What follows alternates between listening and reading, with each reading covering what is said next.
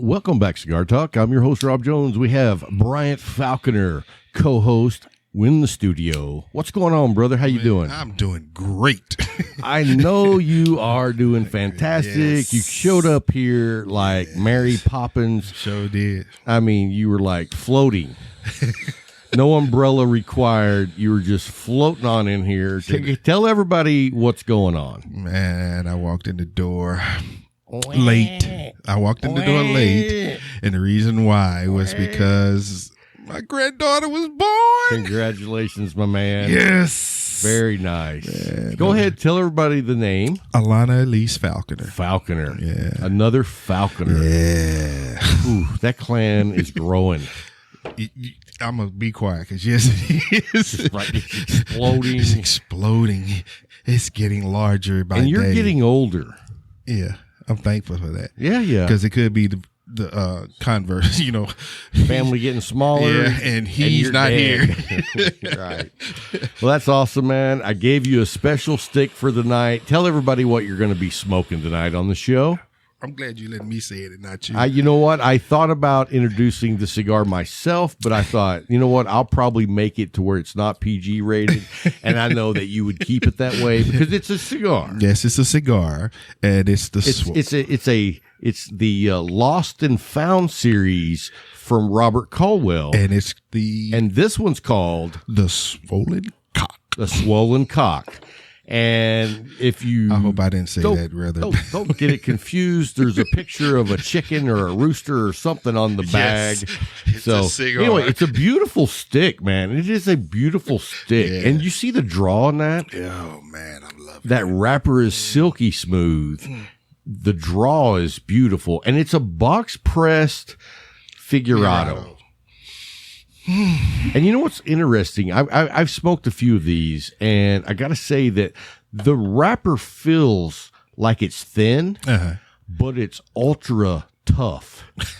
You know what I mean? I got you. Because sometimes you get a real thin wrapper, and you worry about it tearing. Oh, yeah. Because then that just ruins the experience. Let me say these, and I don't know how thin they are, because it might not be that thin. We don't need to find out. We don't need to find out. But I'm just saying that it's very... construction. The construction approved. is good. Yes, veiny. You cut it with the V cutter, and I like it. I'm not a fan of. The figurado needs a straight cut for you. Yeah. Okay. So anyway, that's what I'm smoking as well. And then Bryant actually brought some liquor to the studio. That's a first. Just kidding. Anyway, he brought the Bamboo. Which one is that? XO. The black bottle XO. Age. And I got to say, I took a drink and, I was expecting not to like it. Yeah. But it does have alcohol in it. So, there is a chance. There was that plus side. Right. It's like, well, there's alcohol. So anyway, I got to say it's not bad. It's like the other one you brought, the Bamboo, the regular. Mm-hmm. It was so sweet. It was like jamming 5 cheesecakes down my throat at one time. But you loved it at first. It's good. Yes, it's good. Yes. It's just very rich. Yes. Very sweet. It's not something that you can just drink long. Yeah. Right. Uh-huh. And you know it's me. A sipping liqueur, yeah. Yeah. You're not tilting that bottle up. No. Not the regular. Yeah, no. Tip to your lips. You do. You got diabetes. Yeah, it's too rich. But this was a different. It's not as sweet, but it has more spice, but it still has the same.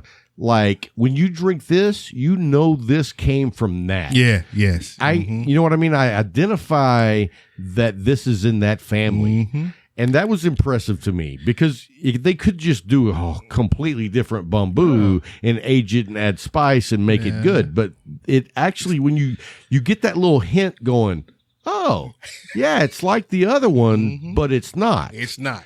It's its own. It stands on its own. Right. And that's a very unique accomplishment to think that you can pull off something that's different, but still have the reminder from the original. Yeah. That's cool. That's real letting cool. You know we're doing what we said we're going to do. It's XO for a reason.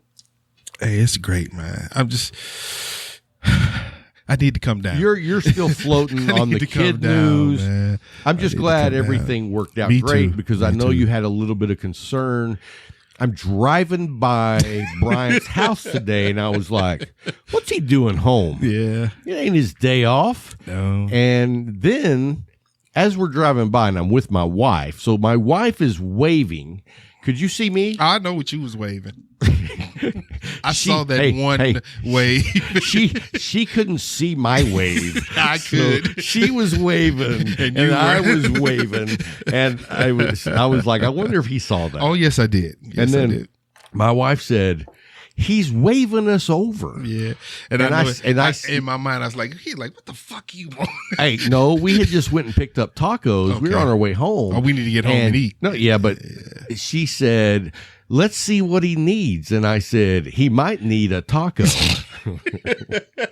No. But thank you. Hey, thank you, Miss B. I was like, hey, man, brother, I'll give you a taco. You've given me food. So, hey, man, that's what it's about. Absolutely. But then you broke off with the baby news and we forgot about the tacos and I ate them all. So, a little taco cost. Have you tried the soft taco? No.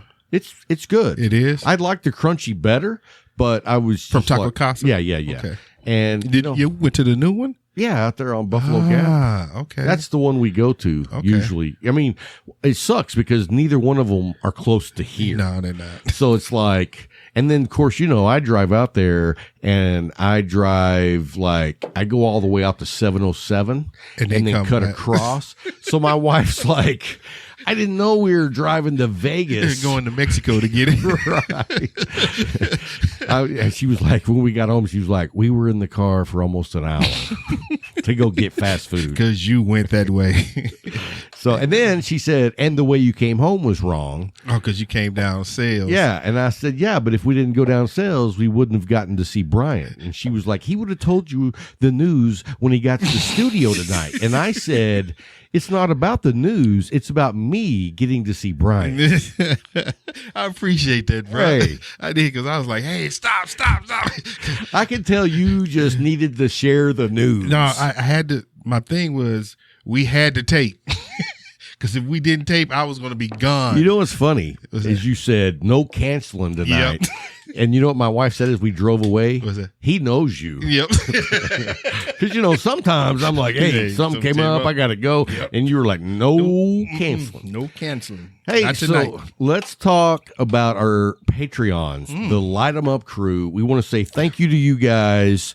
And, you guys help make the show possible every week. Every week. And we got a great community on the Discord. Oh, man, yeah. You're talking about Cool Hand Luke. You're talking about Gunny. Jack. You're talking about Cranky Buzzard. I have to be careful because sometimes I say Cranky Bastard. And he's like, no. Anyway. Wrong. Then you got Z. You got Orlando. You got Kyle. You got Patrick. Yes. Patrick was on the Herf this weekend. Oh, you told me. I had not seen Patrick in a while. It was great to see him. Yeah, he is still just as ornery as he can be. So I'm still here. Yeah. I'm still me. And then we talked to Young Buck. We talked to Big Adam. I mean, the list goes on, and we just enjoy being in a community with those guys. Mm-hmm. You know what I mean? And so anyway, tonight's the night that we're going to announce the winner to the Light 'em Up Crew exclusive contest. Winner. So we're giving away an Oliva ashtray, travel case, travel humidifier. Humidor, a box that you carry your sticks in. That's what I call it. And then a cutter and a keychain. That keychain is also a bottle opener. Yeah, so it's all Oliva. That was courtesy of the Leaf. We'll get to the Leaf in just a little bit. Yeah. So anyway, the winner, you had to do a contest with this was just with the Light 'em Up crew. And in the Discord server, you had to publish a meme that was about us in some way. And there were some funny ones. But the criteria of winning was the most emojis that were not thumb down. Yeah. If you got a thumb down, it took one away. Yeah. But anyway, the winner is, drum roll, Big Adam. Ooh. Yeah. I don't think you've seen I his yet, do you? haven't. You know what? I'll post it on the YouTube video right here at this section. We'll put it right here in front of my face, and you'll be able to see it. Okay. And just let me tell you now, if you listen to the show, we're PG-13. Yes. If you watch the YouTube, sometimes some slip ups get through. They get through, and it's like PG-14. Might want to be 14. No, NC-17. No, no child under 17. We don't get that bad. We don't get that bad. But anyway, if you're watching the show, you should be 21 anyway, because that's the smoking age. Yeah. Although I might have a little heartburn talking about an 18-year-old that can't smoke a cigar, but can go serve his country. Right. Let's not give his life for the get country. me on that, because I'm going to tell you right now, if you're not a member of Cigar Rights of America, you need to sign up. It's your duty. Tell the truth. I mean, now, don't get me wrong. I know there's guys that smoke like a cigar once a month. But take that cigar once a month away from you. Not think about it. What are you going to do? That's what I'm saying. Not think about it. I mean, what is it? Because if you're only getting one cigar a month, man, that's a special day. That's that night. That's that night. Don't bother me. Don't talk to me. I don't want to see nobody, anybody. Leave me alone. I might have the music going. I might have a drink poured. Sitting back there in the It backyard. might be in the evening. Ooh. The only thing that's not relaxing is my shotgun next to me for the person who disrupts this time. Do not walk out. Unless you're walking in with a cigar. Another one. Don't come back here. So, no. So I get it. But if you're not a member of the CRA, definitely join up with them. I think it's like $25 for a year, and they send you some cool swag, or they send you cigars. So don't forget them guys. And also, while we're talking about it, I was talking to Vic down in San Angelo earlier today about something different, but it made me think, don't forget to give cigars to Cigars for Warriors. Oh, yes. You know what I mean? With everything that we're so busy in our lives, don't forget the men and women who are serving this country and aren't able to smoke a stick at home with their cigar community. Yeah. So if you get an opportunity to support Cigars for Warriors, definitely do that. Like I said, I started smoking in the Army. Yeah, exactly. I started smoking cigars in the Army. So it's a different brotherhood. It's a special way to give back to those guys. Oh yes. So anyway, if you want to be a Patreon, a Light 'em Up crew member, we have down in the show notes a link. You can become a Light 'em Up crew member. Yes, sir. And there's lots of different tiers, lots of different benefits. Yes, One of sir. the benefits that they all get, though, Tell the truth, is we do a pre-show, post-show, after-show, Depending on- bonus yep. show. We do extra shows for those guys. Yeah. And, we may not have one specific name for it because it changes like a round revolving door at a grocery shop, Just wait for it. But it's coming. a show. Yeah. It's a show. It's coming. something. Yes, it's sir. usually special. That's when George Carlin and Richard Pryor hop out. Exactly. That's easy. That's not we don't do a rating on that show. No. So anyway, let's talk about our sponsors right quick. Why not? I mean, we got great sponsors. I want to start with McAuliffe. I mean, what is it that they haven't done yet, but they're coming with more? It would be impossible to sit here and try to think of what they haven't done yet. Well, they're blowing me away with stuff that who would have never and thought. we thinking they're like, where did they? Oh, that is great. Who came up with that? Right. And you know what their answer is every time? What's that? It was a team effort. That's the beauty, dude. They That's the beauty, are man. honestly a team. Yeah. So I mean, it's like wow. When you talk to come up with a team, look at the things. But when you think about most companies, like, oh, this guy gets all the praise or this guy gets all the praise.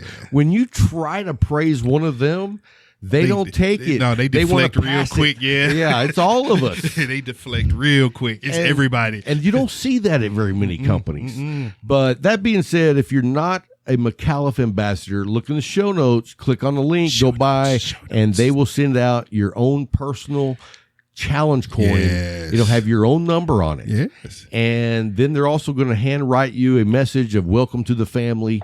And then you can join their Facebook group. It's a community in itself. And what a bunch of great guys that are in that.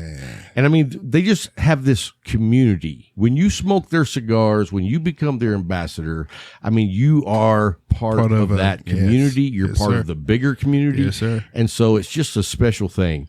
Also, Viva La Vida cigars.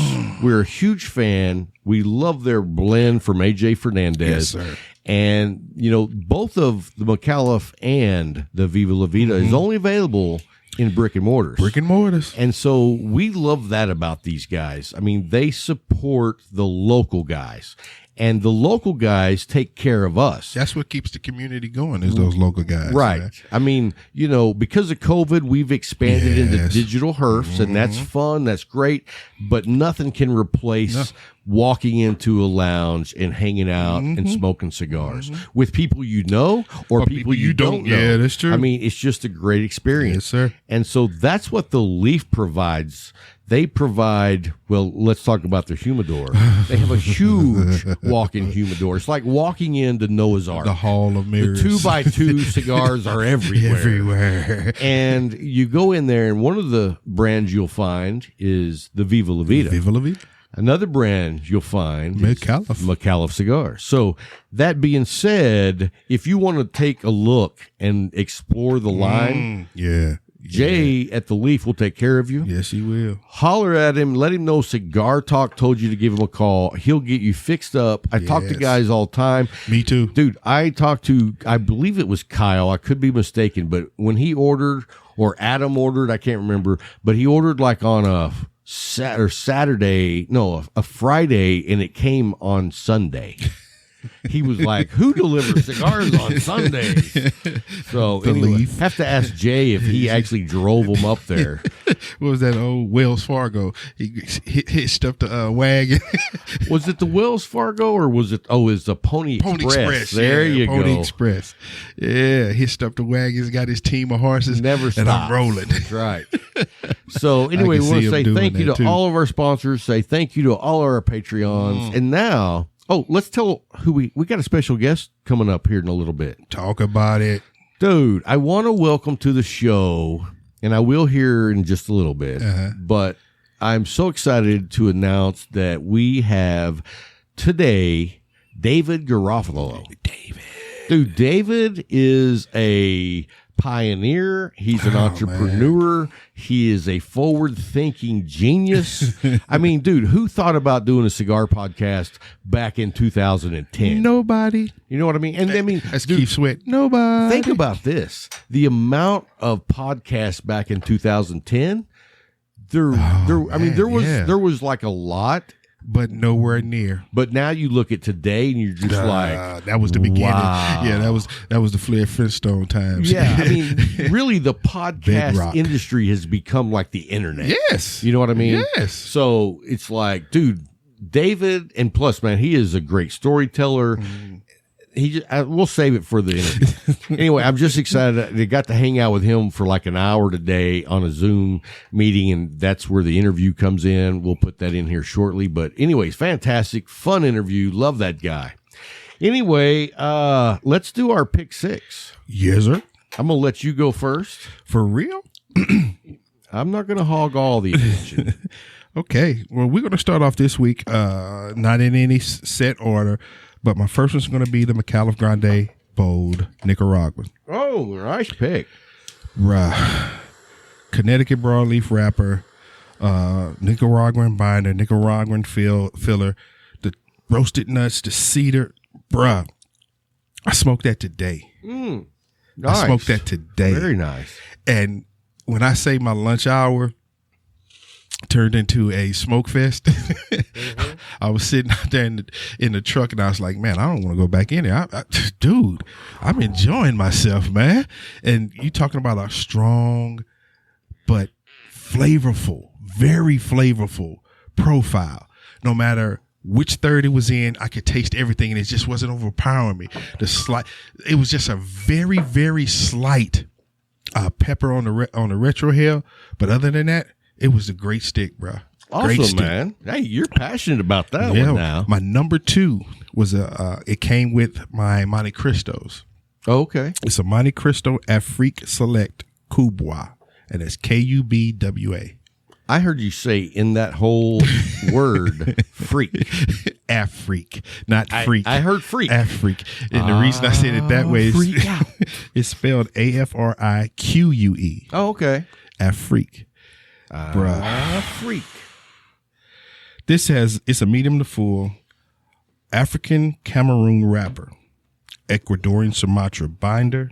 And this is a Monte Cristo? Yes, sir. I am like blown away that Monte Cristo has something other than just their regular old tobacco. Okay. The filler is Peruvian Ligero, African from Tanzania, and Nicaraguan. Really? Bruh. That is a shocker. That is a shocker. And you liked the last one. I did. I thought that one was. This one you will like too. Okay. Because it's when I say what? You were changing me into a wishy-washy guy. Not happy about it. He's not that standalone bold guy anymore. I mean, I used to put my foot down. Now I saw how many put downs you got for trying this. Not Rob, a Monte Cristo, and he liked it. And I posted it. Yes. I was like, it's a change, man. It's what? It really just highlights a smoking journey. Oh, yes. Because if you say I'm not going to ever do that and you never have before, you got stuff to learn. You do. And you'll find out. This one was very, I had a slight coconut taste to it. It was creamy throughout. It had almonds and pepper on the retrohale. When I say, bruh, that ride was great, that ride was great. And I was like, I said, he'll like this one. He'll like this one, and he'll hide it and wouldn't say anything to anybody. Hey, if I like it, I'll tell you. Hey, that's what I got no shame in my game, that's brother. Thank you. Know that. Yes, sir. Yes, sir. My last one, my third one, was the Definition Cigars, the Phoenix. Which color? That's the one. I thought it was gold, but the gold is the, it starts with the P. Protocol? No. Is it Protocol? No, I can't think of what the gold one is called. But this it's really a gold brand. Province, Pentucket. No, quit, man. This one it's a brown. They say it's brown, but if you look at the ribbon, it's gold. But bruh, it is so hard to find information on this one because it's one of their new ones. Oh yeah, it's a double Ajero. Ooh, medium to full. No. You got the pedal to the metal on that. You do double Ajero. Dude. Yeah. When I say nutty and woodsy with that pepper, bruh. Did it have the leather also? Yes. Dude, because a double Ajero, that bruh, is. Did you get any like black licorice in that? I didn't, and I'm thankful a lot of times I don't like that. The really heavy Lajeros have that black. I get that black licorice out of them. I didn't, and I'm thankful for it. And I like a little bit of it, but I don't smoke them often. I know you don't, but I do like a little bit of the black licorice, but I don't want to smoke it over and over. But that chocolatey with that spicy wrapper, baby, dude, smoking this swollen cock last night, I'm amazed by this now. Definite cocoa flavor hint. Tasting it I was now. like, bam. And the funny thing is, my tasting profile still, because of COVID, I'm still not getting everything right. And so when I hit that chocolate last night, I was like, hey, I can taste that now. every now and then you get something different. Flavor pulls through. Okay. So I will say this though, that being considered, that my flavor, that's the air purifier. We didn't have it turned on, and Luke's like, dang, it's smoky in here. So the Menify is fixing to kick on, clear the air. But anyway, because my palate is so dull because of the COVID. Yes, sir. My big kicker is how good is the draw? Yeah. How smoky is it? Mm-hmm. If it's burning even, you become more focused. Yeah, because you start to pick up on different things. Like when people say when they lose their sight, with the hears, they start hearing more things. Absolutely. And you start picking them. And that's what you're doing now because you don't have that. And you actually can tell the difference of the amount of smoke that you puff in, which, I always knew that some cigars were smokier than other. But now it's like, wow, there's a lot of smoke coming in. Look at that grasshopper. Yeah. Look at that grasshopper. And that's not something that I think I would have ever learned if I didn't have COVID. So, see, be thankful. No matter. But that's my three. Very nice. Very nice. I had 3 good. I had a few others this week that were good, but these 3 were the ones I was like, no, I got to talk about them. about them. My first one right out of the gate is the Perdomo ESV. Or ESV. ESG? One of those. ESV. Victor. Victory. No. The ESV, and it was the sun-grown. Have you had the sun-grown? Yes. Dude, yes, sir. And I love the Perdomo sun-grown already, but that ESV was lights out. Woo. Dude. And if you haven't tried the ESV line, you owe it to yourself. Yes, you're missing out. There is no reason not to have had it, because when you just looking at you like, okay, it's another Perdomo. No, bruh. No. It's like, if you like Perdomos already, welcome to a step up. Step up. But it's really hard for me to say that, because I'm a big fan of the 20th anniversary Maduro too. And it's like, I don't see the ESV line as a step up. I see it as a different step. Okay. You know what I mean? Okay. Because that 20th anniversary Maduro all day long. I understand. Now, I totally understand. The next cigar I smoked at it's still in the humidor, I believe. Anyway, was a 6,000 Padron Maduro. What? Yeah. You know what? You got your stimulus. No, they're not that high. They're like $9-10. Oh, I didn't know that. Yeah, if you go in there and look, and they go down in price as you get down to like the 5,000, 4,000, 3,000. They go down in price. I didn't know the 6,000 was under 10 though. Yeah, it's like 10, maybe 10.50. That's still good. No, man. and it's a great stick, and I hadn't had it for a while, and I was just like, you know what? I'm gonna smoke one of these. So picked that up, and I bought 3 of them, and man, smoked one, and I still got 2. Oh, don't be looking over there. You know I'm looking over there. I'm looking. looking. You're like, eyes went straight to the humidor. Like, okay, where? So that's my 2. Okay. My number 1 this week. Okay. You're smoking it, man. Dude, Swollen the swollen cock is really amazing. I have to give it up. Yes, it is. I mean, is it? Well, what more could you ask for? Dude, the presentation was great. You saw my stack of dimes, as we call it. The draw is good. I'm tasting little hints. I got a nutty. You get that little bit of spice too. Spice, but it's very faint. It's on my retro hell, I said, "Ooh, there's a spice in there." It was nutty. It's woodsy, and I'm smelling a fruity from the smoke. I'm like, but I'm not tasting it, but I can smell it, and I'm like, wow, this thing has it. It has it. Yeah, it's lights out. I'm excited to have Robert on the show. I talked to him in an email earlier today. Said, hell yeah, let's set something up next week. Say hell yeah. Hell yeah. Anybody making cigars called Swollen Cocks, he's like, hell yeah. We got to find out where he's from, because he definitely wouldn't have said that's a positive on that, sir. Right. He's a unique individual. So anyway, guys, hey, we've got, did I give I gave all 3. Yeah, you gave all 3. I want to make sure I didn't leave one out. Yeah. Anyway, we've got David Garofalo coming up next from the 2 Guys Cigars. No, it's 2 Guys Cigar or Smoke Shop. I see that. Ooh, got a little bourbon going now. Yeah. I switched over to the old Scout. I love the old Scout. But anyway, David is with 2 Guys Smoke Shop. Okay. And the host and creator of the Cigar Authority. Cigar Authority. I mean, those dudes, we'll talk to him, get all his background. I got to ask him about the Trans Am. Yes. So anyway, hey guys, we'll be right back after a short break.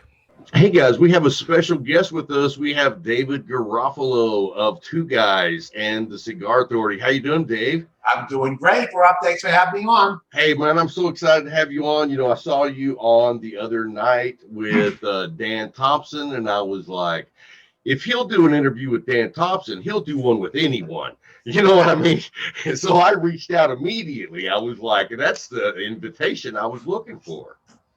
If anybody wants to talk about cigars, that's my sport of choice. I love talking about it. So absolutely, maybe not just anybody, but certainly with Cigar Talk for sure.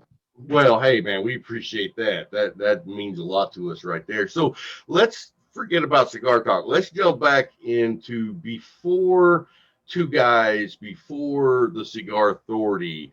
How did you get into cigars? What like drove that passion and ignited it for you? I liked cigars as a young man in my 20s, which was very odd in the 80s. I'm 60 years old now, so it was probably 1980, and I like to have a cigar. And it was odd for a young man to do that. I was a nightclub disc jockey. I played discotheques in the late 70s through the 80s. And, early on in the nightclub, everybody wants to get there fashionably late, not fashionably early, right? Right. Nobody wants to be the first one in there, but certainly the first one in there is the disc jockey. He's in there along with the bartenders and bouncers and things like that. And I would go in there and we would do what we call playing to the ashtrays. Again, in the 80s, late 70s, 80s, smoking happened inside the nightclubs. Everybody smoked cigarettes, basically. But I would take a cigar with me into the club every night. And I would light a cigar up first thing, put the first record on, and then I'd be playing to nobody. And I would so I'd just be playing to an empty room while people were trying to work their way in, and just light the cigar up and listen to what I wanted to, maybe play something for the waitresses or bartenders that I knew that they liked, really not mixing or trying to get a dance floor going. And as the cigar would go down, as the cigar would actually get to the end of the cigar, I put the cigar down in the ashtray, and then it was showtime. It was time to really start playing to the audience. So I did it, and I got bumped into by one of my friends who came in the club early that night, and he sees I'm smoking a cigar. Usually nobody ever saw it. And he goes, "What the hell are you trying to do there? You trying to be a big shot? What's going on with the cigar?" And I go, "I like a cigar." And they go, "You're just showing off? What are you doing?" And I said, "There's nobody here."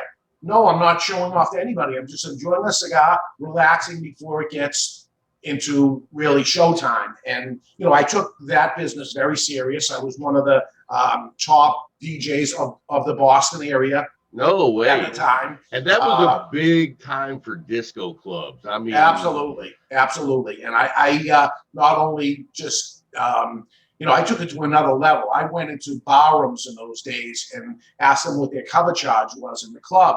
And the guy would laugh at me and say, "What are you talking about? It's just a bar room."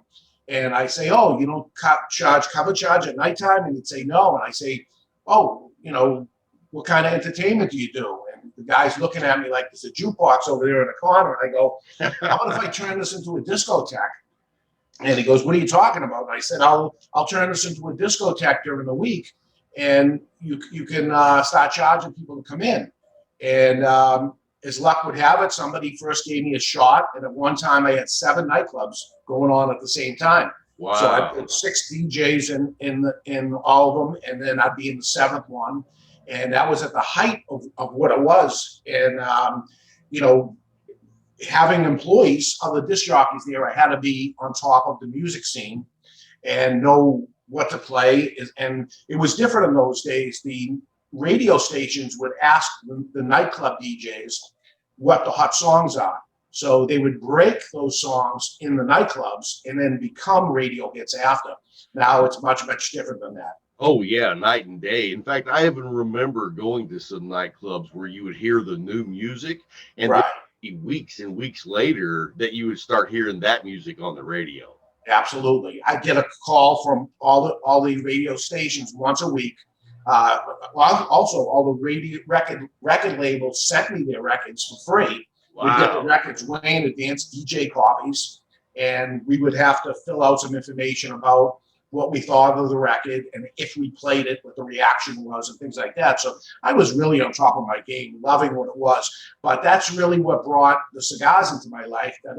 Before that, I probably had a cigar once or twice, but, working the clubs 5 nights a week, it would be 5 cigars a week. Right. I'd have and that would be my friend in the nightclub, early going on, the first hour or so in the club. Now, do we have any photos available of you in these nightclubs from back then? I want to see what outfit you wore going to be a DJ. Well, yeah, I don't know if we have them, but I do have them. You should share one of those. We'll flop it up here so people can see, because I know there was a big collar involved. There was big collars involved. There was sometimes bell-bottom pants, and but there was a thinner, much better-looking David Garofalo in those days. I'll tell you that. I completely understand. I posted a photo on one of our things for my prom, and I was wearing a lavender pink tuxedo, and I was much thinner back then. But yeah, that's awesome. So, I mean, you were in the music scene deep. I mean, like, what were some of the bands you remember coming out that you were like, these guys are solid gold hits? Geez, R&B stuff from then, Kool and the Gang. And, oh, wow. I remember when we first got Madonna's first record came in. We picked them up at a record pool and stuff, and there she was begging us all, please play my record, please play my record. Wow. Taylor Dayne, all these singers and stuff that would show up to see the DJs to beg them to please play the song.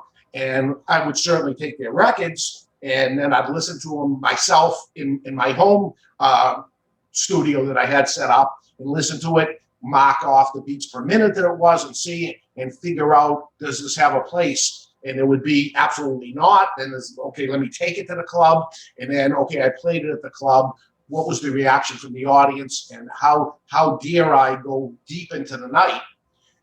Listen, I worked for the clubs. A main thing you had to do with the club is keep the dance floor, keep people dancing so they get sweaty and thirsty. Yeah. And, that's the goal of what it was.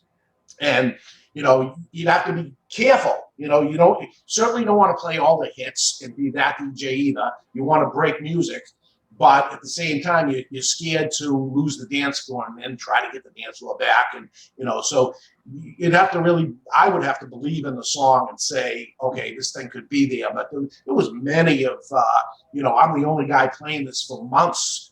And then all of a sudden the song breaks. Wow. And after months went on, and I'm like, oh my God, that took forever for that to happen. And at that point, I've lost interest in it. It is now. Right. Now you got to keep playing it, even though it's not really what you want to play. And it's so funny that getting into the cigar business, and I did it the last 3 years of being a disc jockey. I did both at the same time. I started the cigar store, and the problem that happened in the nightclub business is I was getting older and my audience was staying the same age. So I had to make a move. I had to make a decision of, all right, what am I going to do the rest of my life? Because I'm going to look like a creep in this nightclub if I stay much longer. Right. So let me get something going on. And this fascination for the cigars, and it wasn't the same brand that I would smoke all the time. And there wasn't all that many choices in the 80s, but I would be switching off all the time. And I looked upon it as how I was in the music industry, where I was breaking music, and I was going to do the same in the cigar business to break the brand. Oh, yeah. I not necessarily wanted, okay, these are the best sellers. Okay, that's easy. You can play We Are Family, and everybody's going to get up on the dance floor. That is like too easy to do. Let me see if I can do it with this. And it was the same getting into the cigar business of course, Macanudo and Partagas were the big thing in those days and stuff. I can have them over here, but what is this brand over here, Royal Jamaica or whatever? Let me see what I can do with this, and and it became the next one and the next one, and that was the fun of it. See if I can break it. I was there first, and as it turns out, a lot of these brands that are really popular today. I look at my account numbers, and like Fluid Dominicana, for instance, my account number is 3. That's my account number. Wow. So there they were, a new brand at the time, and we're talking 1994, and a flower on the band back in those days. Well, I don't know. Let me try one of these cigars. Like, I think I can do something with them. And they weren't the same brand they are today. They were milder cigars, and they evolved into something different as time went on, as musicians do, right? Right. And also, they kind of went the direction of what the consumers wanted. Absolutely, absolutely. So something that was looked upon as a full-bodied cigar then is nothing today, you know. Right. So there is something to bringing, you know, you're asking a question about the former life of you bring something with you into your next business, whatever that is. And I certainly did. I look at it and say, okay, I took some of those things that happened in the clubs. Another thing was events and promotions and things, and I do a lot of them. I was in charge of doing that for 7 nightclubs at the same time. So I had to fill the nightclub up on a Wednesday night, you know, and who's going to go there and what was the reason behind it, come up with some sort of promotional activity so that people showed up so I would still get paid and keep those nights going. So I did that even in the cigar business. That I was the second person ever to do a cigar dinner. Actually, the first one did happen in Boston at the Ritz-Carlton. I tried to be a guest at it. They wouldn't let me buy a ticket. The next year came and wouldn't let me buy a ticket. And I go, well, that's it. I'm doing my own. Very So nice. we started doing cigar dinners back in the early 90s. Also having people come into the store and do an event like Meet the Cigar Maker type of thing. And I remember asking the first rep from a company to come in so people could ask questions. And he goes, well, who's going to show up for that? This guy would just talk to me to buy his product. And I said, I'm gonna advertise it and promote it as cigar expert. And you come in and you're going to ask the people, they'll ask you questions about cigars. And the guy was like, this is such a loser. It was a Saturday afternoon and the place got filled up and he comes walking in the door late and he goes, what's going on here? And I said, everybody's here to see you. And he's like, what the hell, what just happened here? And all these different things of taking something from your previous life and bringing it into there, where I liked doing what I did before, and I liked smoking cigars also. I go, okay, maybe this is going to be somebody like me that's going to like learning, more education. And at the end of it, I think it was a huge thing, thanks to things like Cigar Aficionado that came in, and you know, then became more magazines and more herfs and people getting together. Then comes Cigar Dave, and he does cigar radio, and then it becomes podcasting and stuff after that. The YouTube guys that are out there. This is all good. This is all great stuff to escalate an industry that in the 1980s, companies tell me today, that was the absolute worst time, 1985, you could have ever got into that business. The good thing was I didn't know it. I didn't know that it used to be good and it was the worst of all times to end up being in there. As luck would have it, it turned out well that we grew.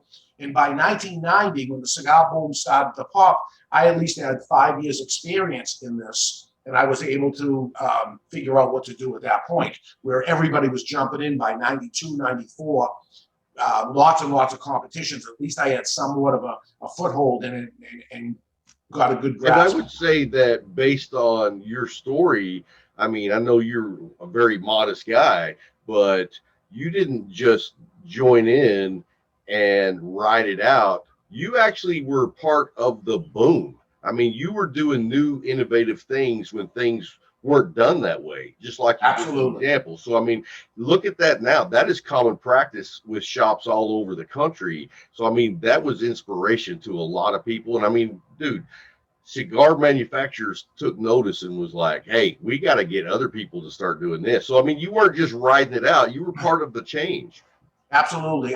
Certainly there's even today, there's not enough people that smoke premium cigars. They don't know about it. There's lack of education out there. They're a little afraid of going into a cigar store, even asking. And this was part of our success that we said, okay, somebody's going to come in, feel funny about coming into the shop. Let's take that right out of the equation. Let's make people feel welcome. Let's create other things that go on into the shop. Maybe a dominoes tournament, little stupid things to get people in. And eventually, you know, you hang around a barber shop long enough, you get a haircut. Right. We keep going into our events and promotions of things we did on or off of site. The next thing you know, you start to get intrigued about cigars. And one manufacturer said to me a long time ago, he said, I think more people per capita in your area smoke cigars than anywhere else. And I said, why would you say that? He said, just from the vast numbers of the units that sold around that area. And how could that have happened?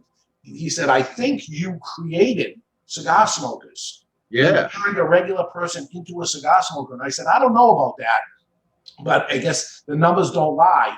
The people that end up actively trying to promote the cigar industry as a whole, more people in that area will start enjoying cigars or giving them a try at least. And I love the way you did combination of things that people were comfortable with to marry them up with something they'd never done before. Because if you're a domino player, man, I'll go play dominoes. I love playing dominoes. And like you say, you stick around long enough, you're going to smoke a cigar. Right. And so when you give someone the part of, I'm comfortable with that, now I see just regular everyday guys smoking cigars. I'm an everyday guy. I play dominoes. I could be smoking a cigar.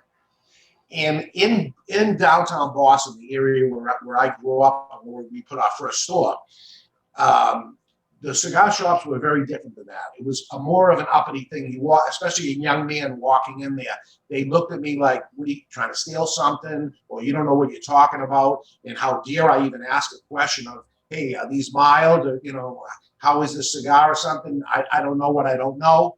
That was really bad. When I saw if somebody like me, young, is going in there and I'm uncomfortable doing it, let me create quite the opposite atmosphere and let's see what happens. And maybe I'll get that guy that would not shop there. Well, the fact of the matter is I got the guy that would not shop there. And also I got the guy that would shop there. And we ended up building our business dramatically just by thinking like a regular person would do. What would I want what it be like for me?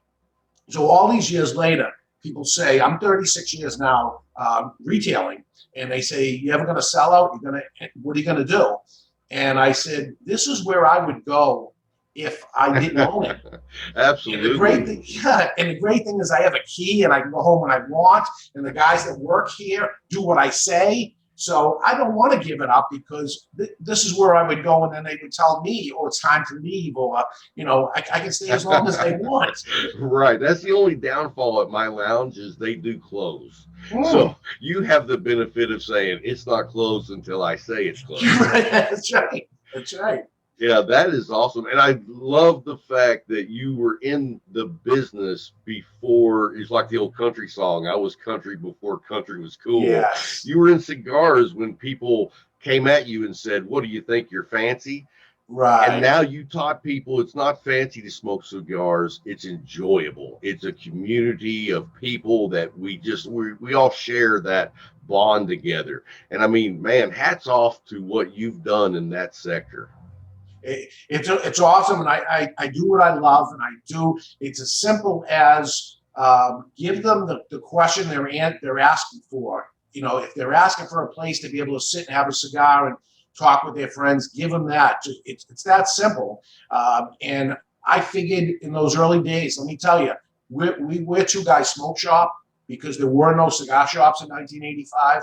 If you see the name Smoke Shop on something, you can kind of guess either what business they're in, which is not the cigar business, or when they started, because you couldn't make a living off just cigars. You had to sell other products because there wasn't that kind of margin in it or the enough of sales to end up making somebody survive on one niche product. So we started with everything, but all I liked was cigars. And we sold more cigarettes than anything else. And we had pipe tobacco, and we had chewing tobacco, and magazines, and all kinds of different things that we carried. And we just kept whittling it down to try to end up getting to a point where we could make enough money on just cigars itself, because I wanted to specialize in cigars. I always did. Cigars was the specialty thing of the store, but we just couldn't survive with it. We ended up being able to do that. And year after year, I look at our signage. It says Two Guys Smoke Shop. And I say, someday I'm going to make that change and just call it Two Guys Cigars, because that's what we are. We have people come in all the time saying, hey, do you have cigarettes? Do you have vape? Do you have this? No. The phone rings. They're asking for that. all we sell is cigars, but I haven't been able to pull the Band-Aid off it yet. And I say, this is it, commit. Well, I don't know that you ever will be able to, because now you've established a legendary name. I mean, you can't change it now, can you? I don't know. I don't know. But it comes up every year to say, listen, I put a cartoon figure as the two guys that are there, which you got to imagine someday somebody's going to have a problem with that say, a cartoon and children like cartoons. Oh, yeah. Knock on wood, still hasn't happened, but I'm figuring someday the day is going to come that all these people with the cancel culture are going to say, no more two guys being a cartoon and no more, who knows what, guys. It's got to be people, I don't get very political very often, but the cancel culture is driving me nuts, David. Because you know what scares me the most is what they don't understand about cancel culture is it's censorship, and it's only a matter of time until the person who's bitching about your cartoon, they get something that's canceled. Correct. And it's like, be very careful when you start censoring other people. That's just how I feel. They're going to come after you eventually. It always happens. So let's change up a minute here. When did you decide, you know what, let's do a show? When did you decide that? Because, I mean, man, you jumped in early. I mean, nobody was doing what you do back in the day. Yeah. So, the background of the music, and it wasn't just working in clubs. And in the clubs, it was my sound, my lights. I turned the bar into the discotheque. And you were the disco. You brought it all. Hey, one quick question before we get into that, though. Are you still a vinyl listener? I am. I still have a little studio set up in my house with all the old stuff that's there, and I play around once in a while, not as much as I want to. Sure. But I'm a huge vinyl guy too. I don't get to do it very often, but it's just that nostalgic love of that particular sound that you can't get from any other device. Yeah. And when the vinyl started going away and it started becoming the CDs, that's actually when I got out of the business. Oh, really? So I never got a CD collection or anything like that. It was all vinyl. And it was probably, 1990-ish was it. That's when I bailed out. So probably got in 78 through the 80s. So wow. 20 years of that. Classic gold music too. Yeah.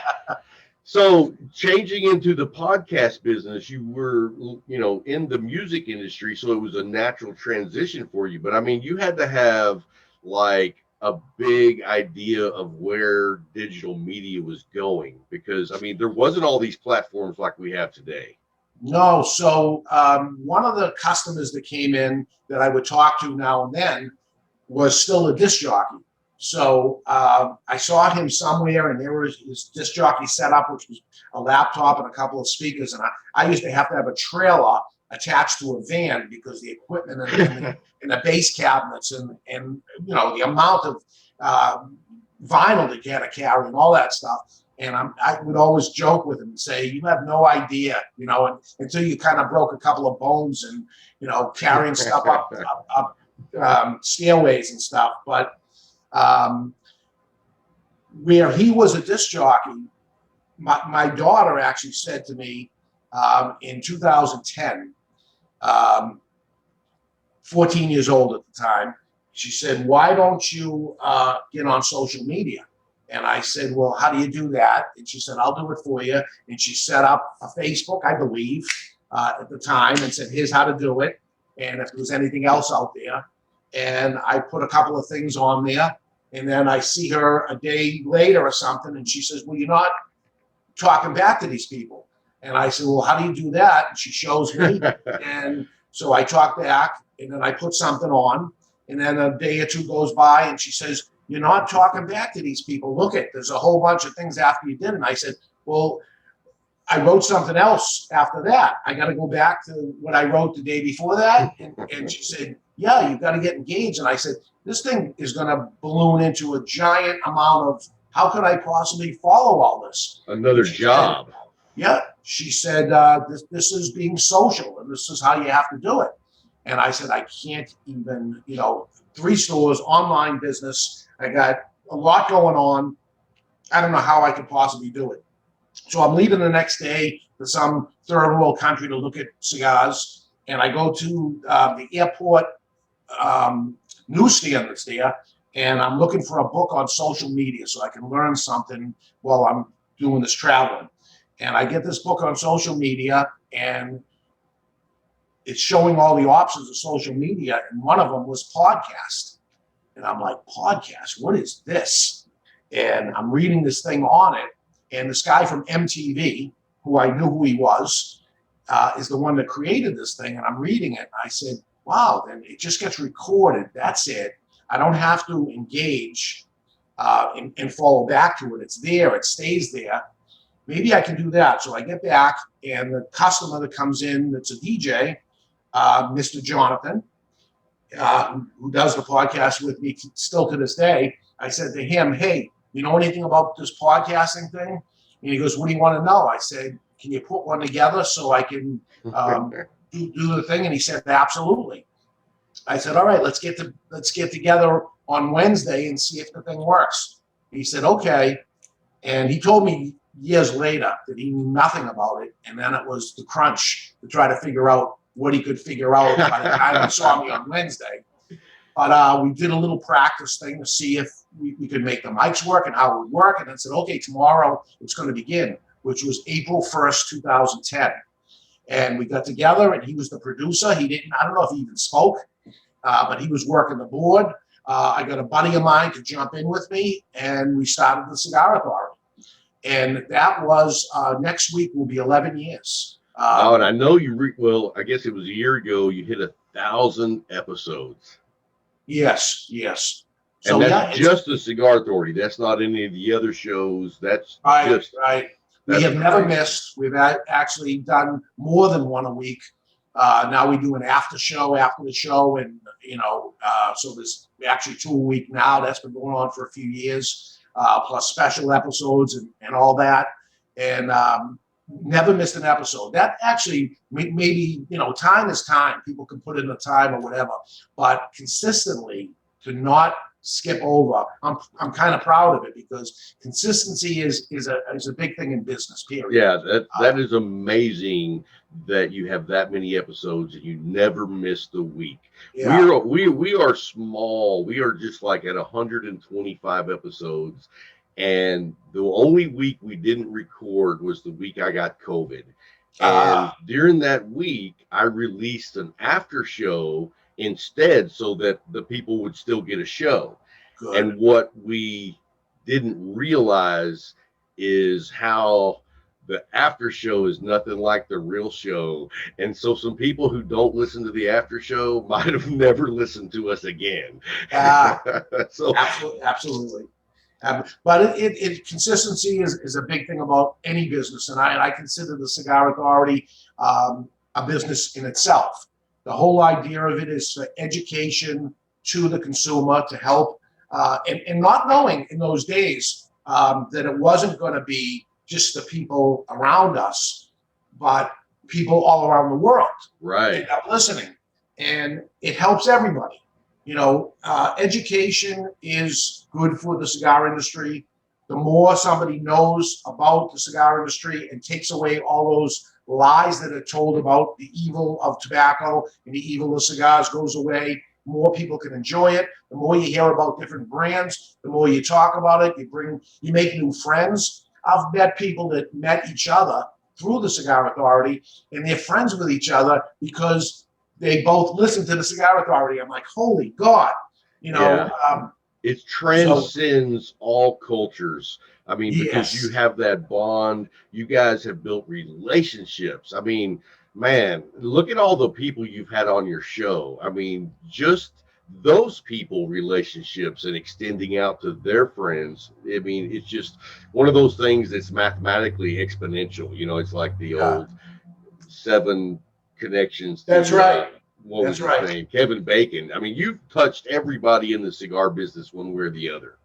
And it feels good to do it, and that's another thing. When we talked about at the 10-year anniversary, you know, like a good sitcom or you know, something. When do you call it a prize boxer? Should he hang up while he's still on top? And you know, that's it.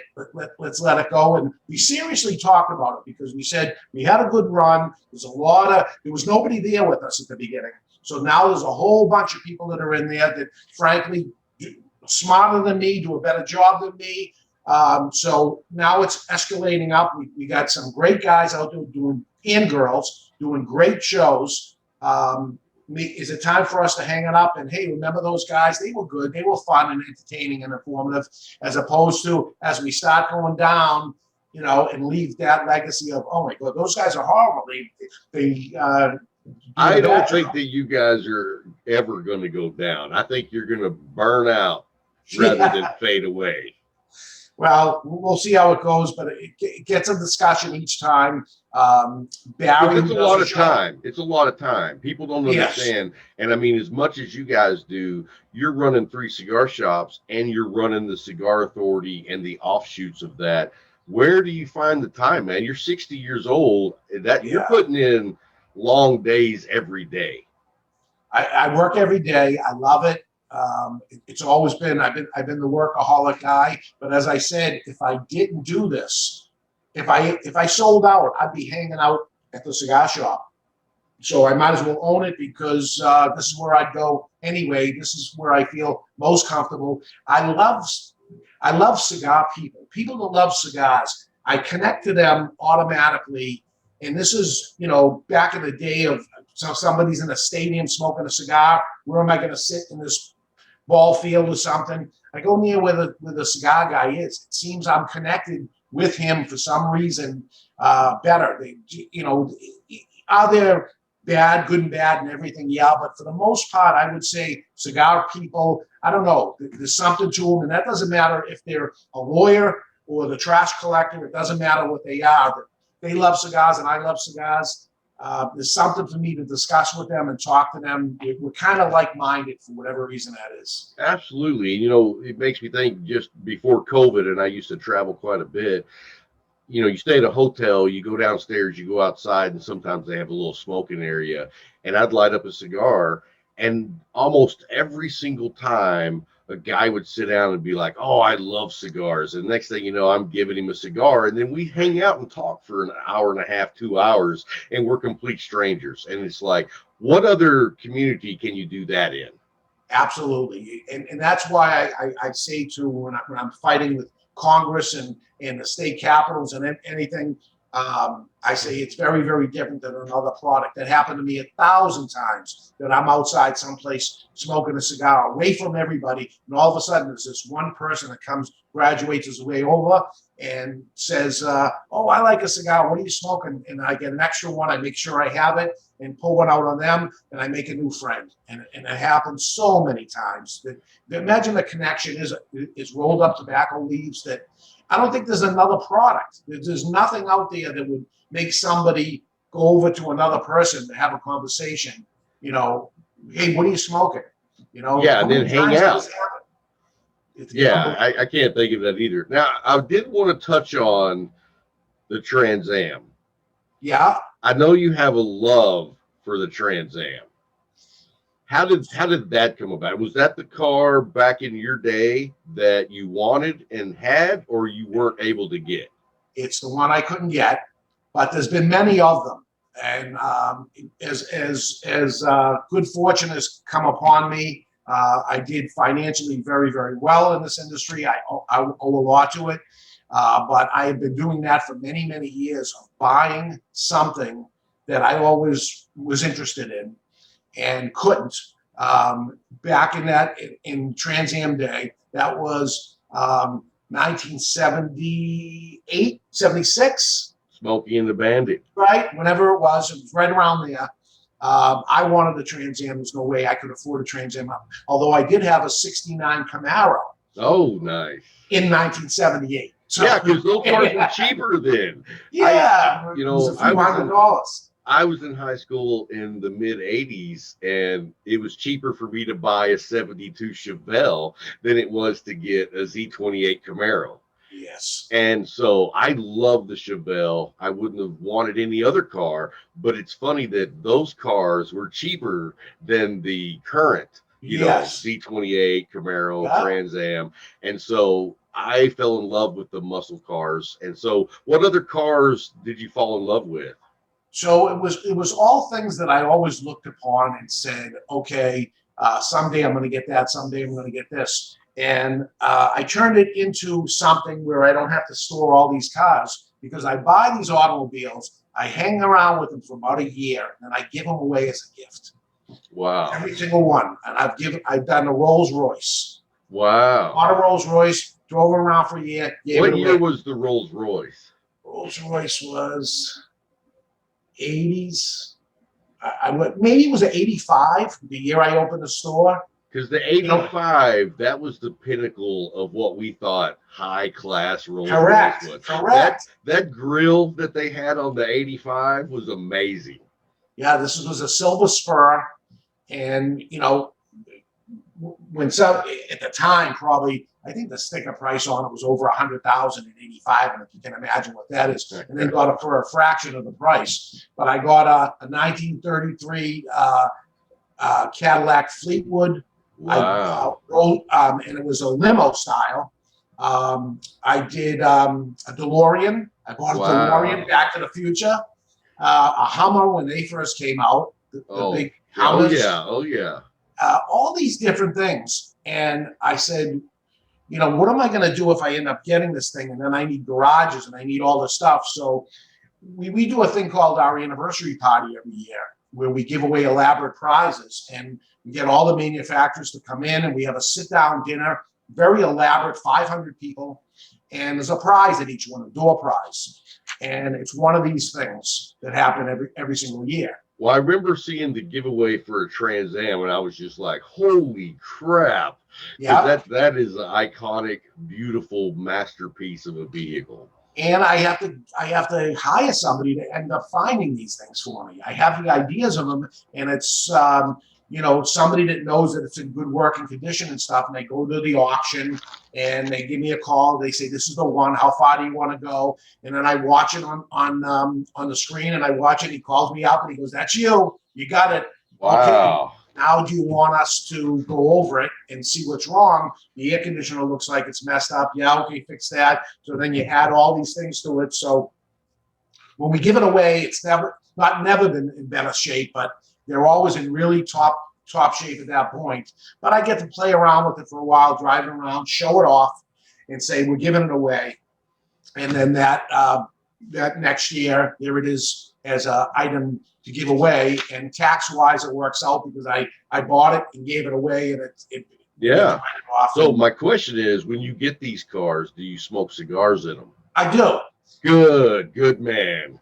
So the Hummer, when the Hummer first came out, I had to buy that brand new because it was the first year it came out, and I went to go see the most obnoxious one that they had, which was a bright yellow. And I go into the place and I said, "Okay, I want to buy that bright yellow one. What can you do with the price?" And the guy said, "Nothing. These are really hot. It's a sticker price. We don't mess with it." I said, "Okay, where do I sign? I'm going to buy this thing." So I buy it, and then we go into the car, and the guy is showing me how to use all the things in it. So I'm sitting in the passenger seat. He's sitting in the driver's seat, showing me all the things that are doing it. This is getting prolonged at this point. And he's showing me something, and I slide a cigar out of my top pocket, and I start taking it out, and I clip the cigar as he's talking. I put it in my mouth, and he turns his head, and he said, "You're not going to like that, are you?" And I said, "Is this car mine now?" And he said, "Yeah." I said, "Hell yeah, I'm going to like it." And I light the cigar. I said, "Would you like one?" He said, "No." And I lit the cigar, and he looked at me like I committed murder or something. Right. And I got a good laugh out of that because he was like appalled by, "Oh my God." Because usually when we give the car away, we say, "Here's the mileage, here's this, here's that. And by the way, Yes, it's been smoked in. A lot. Yeah, I love that because I always have cigar buddies that don't smoke in their cars, and I'm like, man, it's the perfect time to smoke. You can put on some good music, just relax and enjoy the drive. I'll tell you a quick story of a cigar manufacturer. I'll leave nameless.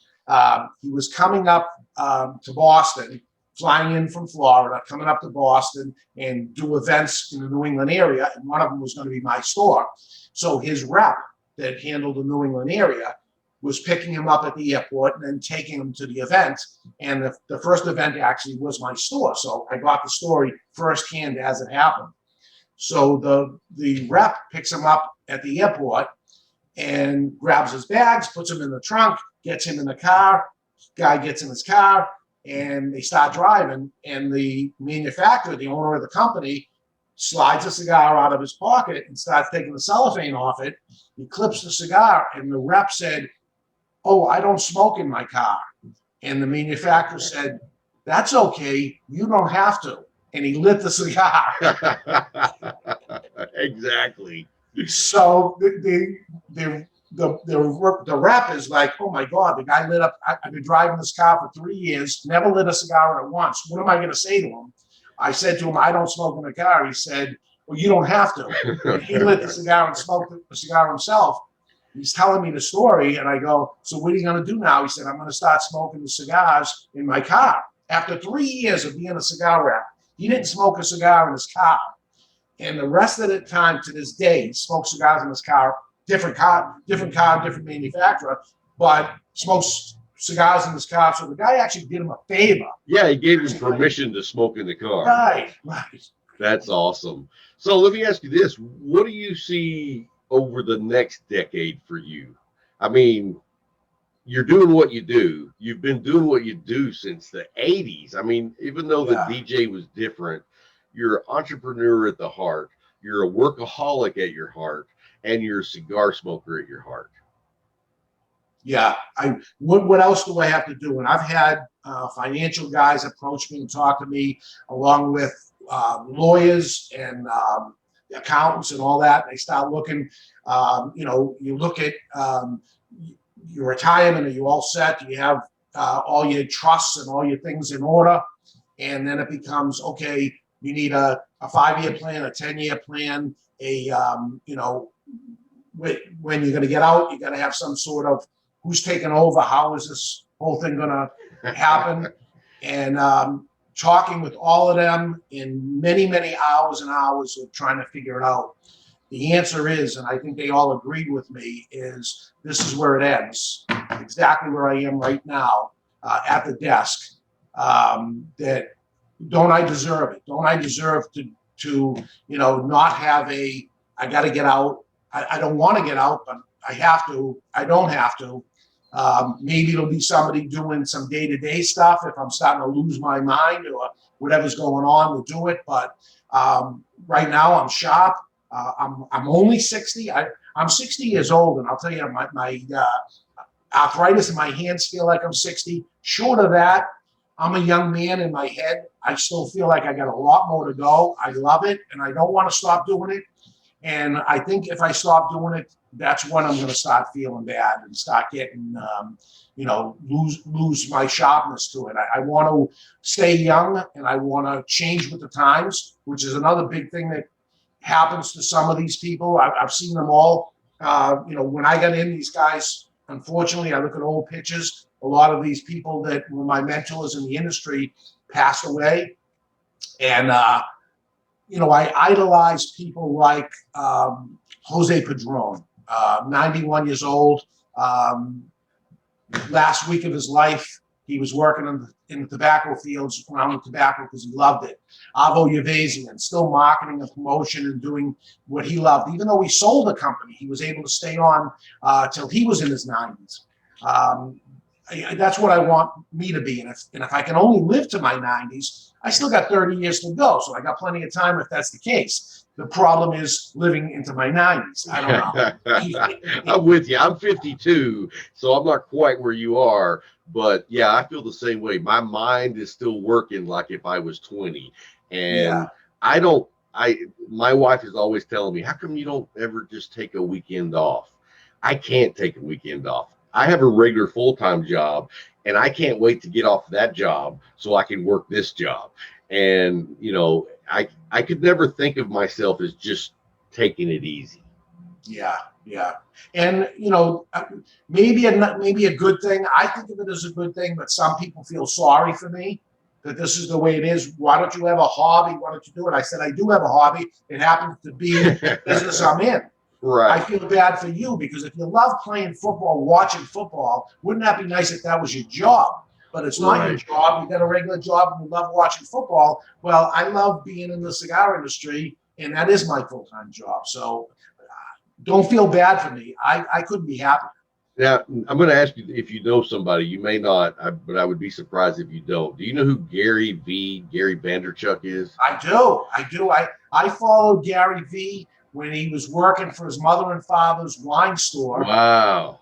And how it happened is actually somebody came to me way back then and said, you got to see this guy because he is the David Garofalo to the wine industry. And I was going to say, you're the Gary V of the cigar industry. And very nice because I saw what he became and I saw him at the very beginning as he was doing that. And I'm like, he's spitting in a bucket and he's wearing a, I think it was New York Jets sweatshirt. It was interesting, though, in what was perceived as a highfalutin top line wine industry type of talk. And he would say, this is what I'm getting out of the blends of all this stuff. And so I was there right early on with Gary, seeing what he did. And actually, what I love the most of this entire industry and all business is watch somebody working for their mother and father's wine store and then becoming Gary V. Right. But that's who he was all the time. But look what happened. And then everybody could appreciate what he was doing and then going into motivating other people to it and all that.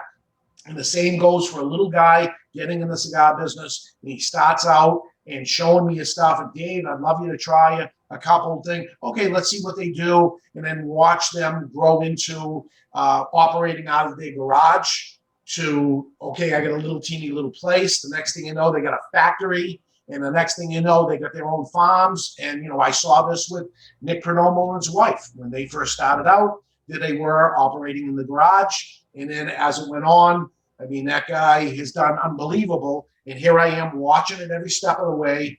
He's watching me grow. I'm watching him grow along with other people. You can almost see the ones that aren't going to make it now at this point.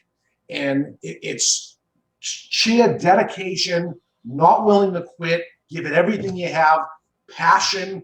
Money doesn't buy this industry. It's not just going to be money. Throw money into it. We've seen it come and go that people throw all kinds of money in it. You are going to make it in this because you have to be legitimate for the consumer. The consumer can smell it. They can see if it's real or not, and they can taste passion. Is there passion in this blend of cigars that there, or did somebody just make something of what it is? And like I said, when I was doing the music stuff, you could almost smell and taste the artist that this guy or girl is going to make it, that they're singing out from their heart and they mean everything. That it's not putting some beats together and putting something together and it's going to be one and done. This guy is going to make it. Am I batting 1,000 on any of these things? Of course not, but pretty good that you can see a winner from a loser as time goes on. And it's not just me because I'm in the cigar business, but I think the consumer can smell a winner. Oh, absolutely. Yeah. I mean, and I don't know if you've ever heard of Definition Cigars. It's a very small company out of Texas, and I don't know how long they've been around. I'm going to say probably for about a year. I've only known about them for about 6 months. But what they're doing and the way their cigars are made are amazing. And they don't even have a regular band. It just has each different facing has a different colored lace band around it. And when I saw it, I was like, that makes no sense to me. Then when I started smoking them, I was like, damn, these are good cigars. Wow. For a new company to come to the table with this level of a cigar. And I told them, I was like, you don't even need a fancy band. And what I love about the colored bands was when you tell a friend which cigar to smoke, you don't even have to remember the name. You're just like, get the one with the red band or get the one with the gray band, you know? And it's like, wow, you can see guys that are winners because of the work that they put into their cigars. It was like this weird, because there's a ton of companies out there, and you know this, that just throw together a cigar and put a fancy label on it and want to get rich. Absolutely. This isn't that. Find another industry. Right. This ain't the one to get rich quick. I promise you.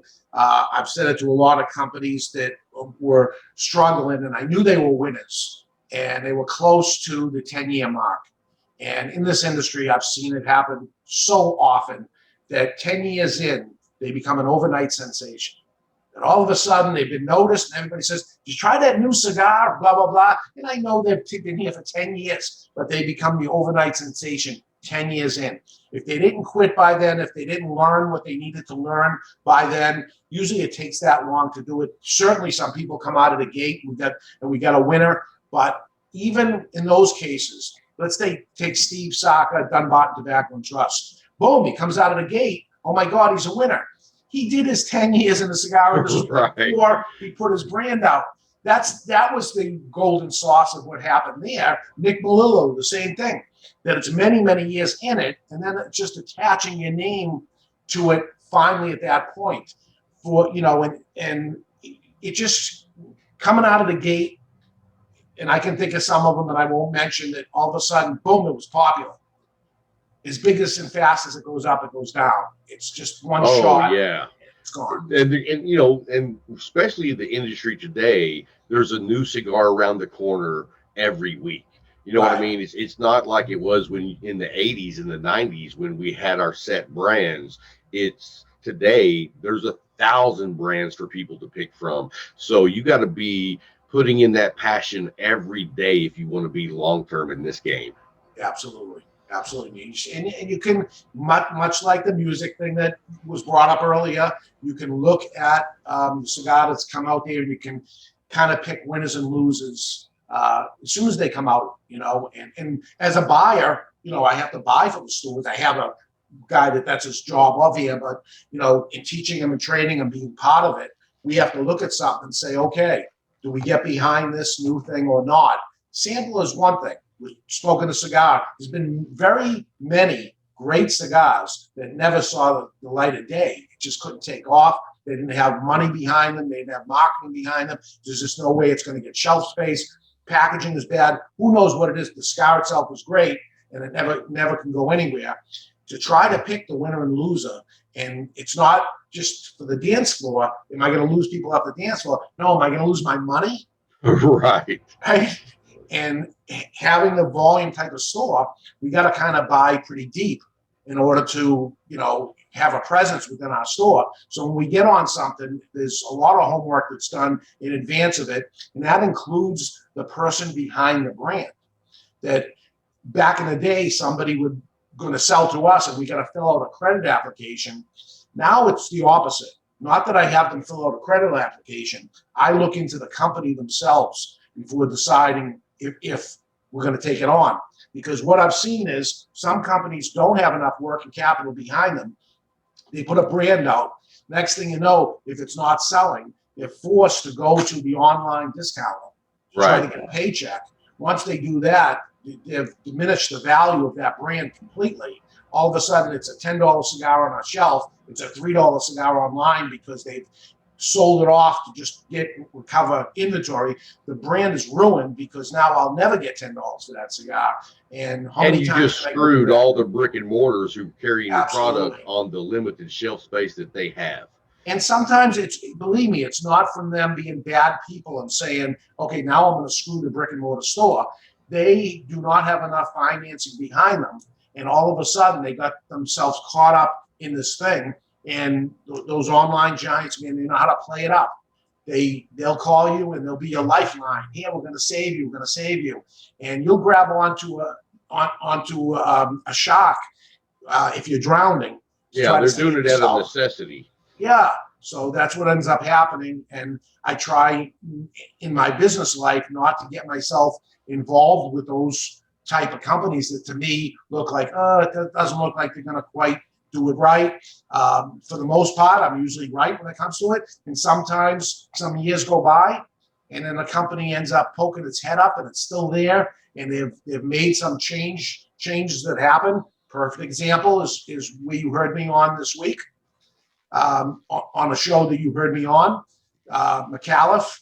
I was late to the game with McAuliffe, and I was late to the game because of a direction that I saw them going into early on, and I said, boy, they got into the online giants pretty damn fast. To me, they're giving them major discounts. They're trying to get a big check. Who knows what it is? Not knowing them at all. And as time went on, I learned who they were. And then as they pivoted and made the proper changes for my business or for brick and mortar, as far as I'm concerned, I said, okay, here's somebody I want to be involved with now. I'm sorry I'm late to the game. I'm usually not, but you've changed, and it's a perfect cigar. And speaking of McAuliffe, I fell in love with McAuliffe way back pretty early in the game. For one, they're a Texas company and I'm in Texas. And once I discovered their line of product, I was impressed. But then when I got to know the people of the company, I was sold. I was like, I want to be associated with these people because they are making all the right moves. And they're doing some innovative things that I don't know any other cigar companies that do. And so I was hook, line, sinker. And I don't know if you've had the pleasure of meeting Al McAuliffe yet, but well, if you get the opportunity, I highly recommend it. He is just the salt of the earth type guy. And like you said on the show that night, what's the one product or what's the one business that he put his name on? It's the cigars. And to me, that says it all right there. And like you said, they started out early in some of the big online companies, but then once they reevaluated, they said, let's do what's best for the cigar brick and mortars. Let's do what's best for the consumers. And I think that is showing the maturity of a business team. You know what I mean? You go back and change what was broken. Absolutely. And they didn't know what they didn't know at that point. Right. And the interesting thing about them is they made the change like that. And I'm very, very interested in them as people, to be honest with you, because they came from another industry completely. And I wonder what they can teach me because I've been in this industry too long and I can't see the trees through the forest at this point. And here they are. This stuff is probably smacking them in the face, but I'm not realizing what's going on. But what I thought they didn't realize, and that's a reason why I didn't carry their product, they now realize, and here's the changes made. And as soon as I see those changes made, I go, oh, they get it. These guys are smart, and they're willing to pivot and say, I made a mistake, and here's the new way of doing it. And sometimes the people aren't willing to do it. Again, I don't want to bring up manufacturers' names and things like that, but there's some great cigars out there that have been absolutely ruined by the online giants. And still to this day, they're great cigars. And sometimes I see giant ratings for them and everything. And then I talk to the guy that owns the company and he goes, yeah, we got a 94 rating, but nobody will buy our cigar. And I say, what a shame. And it is a great cigar. And they go, how about you? And I go, no, I used to carry it, but no, I told you before you did it. Right. But if they're writing the big checks, right now it's almost like there's two models. You are either going to be selling to those online giants or the brick and mortar retailer. You have to pick one. And some people can manage to skin it and be able to do both, but they better not be too top heavy on the online thing or else it certainly doesn't work. When I got into the business, there were two also. There was drugstores and smoke shops. So the drugstore chains, I don't know if it was like that down in Texas, but the drugstore chains sold cigars. And they had aisles of cigars. And they would have in bundles and boxes and stuff. And by the way, no humidifiers, but they moved the product fast enough that the cigars didn't really get all that bad. But as I was picking cigars for my smoke shop, I looked at what those people had, and I picked things that they didn't. So somebody would come in and say, do you have brand X? Because that was the one at the drugstore chain. And I say, nope, that's a drugstore cigar. Let me show you what we have. And they say, what do you mean it's a drugstore cigar? And I said, that's what's sold in the drugstores. In the smoke shops, this is the type of cigar we carry. And I'm at that point now within our own cigar shops that they do ask for these online cigar brands. And I say, oh, that's an online cigar brand. Let me show you what we have. And I do know about those cigar brands in order to say, okay, it's a full-bodied Nicaraguan priced at about $7. That's what that cigar is. So let me show you a full-bodied Nicaraguan priced at about $7. Here's what we have that would be comparable to what it is. But no, we don't have that cigar. And not only comparable, you've got it in a perfectly humidified humidor that has been, stored just the way it should be. And when you're ordering online from these giants, we all know that's not the case. Correct. It's warehouse spacing. Absolutely. And, I've had customers come in and they buy brand X from me and they buy brand X online too. And the next time they come back, they say to me, how come brand X tastes better when I buy it from you than I buy it from the online guy? Why would it taste better? Does he have a different product called the same thing? And I said, no, we have the same exact product. You have the brand X, Churchill, Connecticut. It's the same thing. Sometimes they change the wording around a little and it is a totally different product, but in this case, it's the same exact product. But let me take you into the humidor and show you what happens here. The water that's coming into the humidification device is reverse osmosis. It's the cleanest possible water we could possibly produce. And the temperature in here is in the 60s. Winter and summer, it doesn't matter. There's no windows in this humidor. There's no direct lighting coming in from here. And this is the best we can possibly do to keep this cigar, which I've been to the factory and I saw all the work that they did in the past 3 years to get that cigar to me. Now I have to do the best I can do to maintain that the best possible way. The unfortunate thing that happens is massive warehouses know they don't do it. UPS trucks know it doesn't happen in the UPS truck. I can imagine in the summertime in a UPS truck in Texas. Texas is not a good thing. It can't be good, right? So the cigar ends up coming to you after 3 days on the UPS truck at 140 degrees temperature within that truck where the cigars are stored. It may take months and months to bring that cigar back up to level. Will it come back? Absolutely will. But lots of bad stuff has happened with relative humidity that happened inside the truck. Now, in the part of Texas where I'm from, the humidity is about 15%. So not only is it hot, it is just sucking every ounce of humidity that's in that cigar right out. Now, the same cigar, you get one of those cigars and get one from my humidor in here and taste the two side by side, one in each hand, and you'd swear it's not even the same cigar. Right. Your cigars are ready to smoke right now. Right now. And we buy so much inventory that we rotate our product out for a long period of time. We actually even go a step further, I think, than any other cigar shop does, is we have sub-zero freezers. When the cigars come into us, we put them in a sub-zero freezer. I know some manufacturers do that. I know. I heard most of them do. I heard most of them do that. Yeah, just in case somebody doesn't. In the 90s, which was the worst time to smoke cigars during the cigar boom, cigars got beetles. There was holes in it. You ever had a cigar with a little drill mark in it? That means he's left the cigar. That's kind of good. You can put your finger over it and still smoke the cigar if that's what you want to do.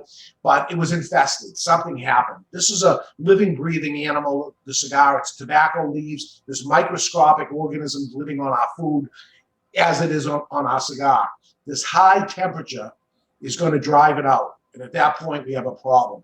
So just in case, we go into a deep freeze for 3 days, then we bring it back down. It takes a whole week process to do it. Then we rotate that stuff back into the humidor. It takes a long period of time.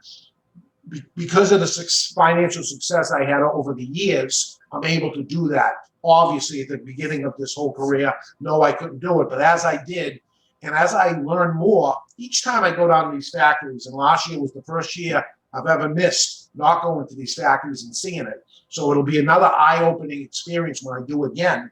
Even though I've been so many times, it's almost like I forget how lucky we are living in America. I forget how much work gets done into this cigar, including the box itself. All the work they put in, stores rip the top off a box. If you ever saw the workmanship that goes into making this furniture, which is what it is, what a shame. And that the hands, 300 different hands touching it from the seed all the way through the process. Oh my God, the least we can do as retailers is protect our product as all the work that was done to it. And hopefully, and I know somebody that's listening to your show or listens to my show, for them just to be listening to a show about cigars, they're into it. To take care of their cigars also, because all that work can be ruined in a 3-day span of somebody putting it in a UPS truck and baking it for 3 days. And now this whole thing has happened. I honestly thought, and by the way, I was the second person ever to have an online presence in the cigar industry. Who was first? Was Holtz in Philadelphia. Okay. And we were in the works of it, but they got out before we did. And I always tried to get with the times, and I hope to always stay that way, despite getting older myself. As time changes, I like to jump on the options. But I honestly never thought it would actually really work out, that a lot of people would be buying online, because this is a product that you really need to see, touch, smell. It's a real hand sell type of thing. But once a guy got onto a certain brand, my hope was my customer moved away. It's freezing up here in New England. We're in New Hampshire, rough winter. People move to Florida after a while. If they got any sense in their minds, after a while they say, let me get out of here, or move to Texas or wherever they go. I never wanted to lose the customer. It takes so much work to get a customer, and it's so easy to lose them. And how do you lose them? Bad customer service, or the guy could die, or he could actually move away. Can I save him even though he moved away? And I know what he smokes, and he can call me up and I can get the cigars to him as fast as I can, not ship it over a weekend, and not in a hot summer day and things like that. And that was the whole idea behind the online reason, keep the customer I already have. But as time hit in 2008, became a boom of online sales. And that was because the economy tanked. And when the economy tanked, every dollar mattered at that point. And I understand it. And you have to do what you have to do. And if somebody's able to save $50 on a box of cigars, that's real money. And I understand what they end up doing. But I promise you, you're not getting the same quality of a product that is at that cigar shop down the street from you if that guy is keeping it in perfect condition. It's kind of like when you go on a cruise and you buy a box of Cohibas in Mexico. Right. With the glass top on it. Or the plexiglass top, right. Yeah. And the guy's brother always worked at the factory and stuff. Oh, yeah. And the bands weren't printed as pretty as the regular ones, but they were still good. They were good enough. So I got something I want to talk to you, and I'll talk to you about this after we get done recording, because I have an idea for you that I think you're going to like. All right. And it's just for you. I'm not sharing it with anybody else. I respect you. You are a mentor. You are a legend. And I think I have something that you're going to be like, holy shit, that's a great idea. All right. I love great ideas. Well, hey, David. I'm just the guy to execute it. Well, thank you so much for taking the time and coming on Cigar Talk, man. We love what you do. We love your story, and just keep on doing what you do. I know you're not ever going to retire, so just keep doing what you do. It's awesome, man. Well, thank you to you, Cigar Talk, and all the listeners here. You got a great show. Keep it going. And, if something happens to me, I need somebody to jump in the spot. So you're the man. Oh, man, we appreciate that. Hey, well, take care of yourself. And I mean, I know that there's no one listening that doesn't know already where to find everything that you do, but go ahead and tell everybody where they can find you in case we got a new listener that maybe doesn't know. All right, the Cigar Authority. It's on all the podcast places where podcasts are. We also do put it on YouTube and Facebook, but there's nothing to look at here, as you can see if you're watching on here. There's really nothing to see. What else do we do? We have twoguyscigars.com, where we sell cigars in the stores. 3 stores in New Hampshire. If you ever come up to New Hampshire, we'd love you to come visit our store. We're proud of the stores and our staff. They're all experts. They all go through major training to know what they're talking about with cigars. We're in Salem, New Hampshire, Seabrook, New Hampshire, in Nashua, New Hampshire. It's exit 1 off every highway leading out of Boston. Wow. Where our stores are. So, and who knows what the future begins, but the future holds for us. But we're always looking at new things, and I'm actually at the edge of my seat here, wanting to hear what Rob has to say to me for my next. I'm gonna guess that you have no idea what I'm gonna be talking about, but I'm gonna explain it to you. But hey, man, thank you for coming on the show so much, and guys, I hope you enjoyed having David on the show. I know I did, and coming up next, we'll have me and Bryant talking about sticks. Thanks, guys. Hey guys, welcome back to Cigar Talk. Hope you enjoyed that interview with David. We really appreciate him taking the time out of his schedule. I mean, dude runs 3 cigar shops and Cigar Authority. You know, he is like burning the candle at both ends at all times. He ain't playing the game. And he's 60. He inspires me. I'm like, dude, I thought like I'm on my way down. Nah. He's like on his way up. Again. Yeah. Like, no, we keep going over these hills. Dude, and he was a DJ record player for the nightclubs in the early 80s. Disco. I was just getting ready to say, I asked him, I said, hey, man, I know you got to have a photo. Well, I said, do we have a photo of you wearing the gig, the big collar? And he said, we don't have the photo, but I do. So and nobody else will. He said he was a little thinner back then, you know, like we all were. The old days. So anyway, thanks, David, for coming on the show. We really do appreciate it, and we just wish all the success to you. And I mean, not that you need it from us, but anyway, we just wish you much more years of success. Much more years. So anyway, I know you wanted to talk a minute before we get on the way of being done for the week. You wanted to talk a little bit about boxers. Yeah. And and I'll just tell everybody, you told me the names of the guys. And I said, oh, okay, cool. We're going to have 2 black fighters. You said one of them, we're going to talk about the first heavyweight black fighter, champion. And then you said, and then I also want to talk about Jack Dempsey. And I said, I thought he was the first black heavyweight champion. And you said, Jack Dempsey's white. So there you go. Here's a picture of Jack Dempsey. Okay. You know what? I missed that movie. Because that was way back. Dude, do they have film of Dempsey fighting? They have film of both of them fighting. Do they really? It's that Mickey Mouse jumping around. Yeah, it's technology back then was. Oh, there's an Amber Alert. It was like somebody was. Huh? Oh, it was like somebody was out there taking 1 million pictures. Freeze, right. Well, no, they were winding that big handle. That's weird. You said, I just thought about that. That meant that they were turning it. Oh God! I was a photographer, so I get the idea. Yeah, you were. That's your world. Yeah. That's your world. But anyway, I wanted to talk about, and what I really want to know is if anybody knows. Now, you've seen a lot of pictures of Dempsey. You see a lot of pictures of Jack Johnson, and they are always smoking a cigar, right? When they're not fighting. I did not know that. Yes, but the problem was you cannot. I've been searching for 5 days to try to find out what brands those 2 guys smoked. Now, with Jack Johnson, they just said Cubans. Right. Well, we know there was 1 million Cubans back then because everything was still in Havana. And he fought a fight over there. And they said in between rounds, he was smoking on a cigar.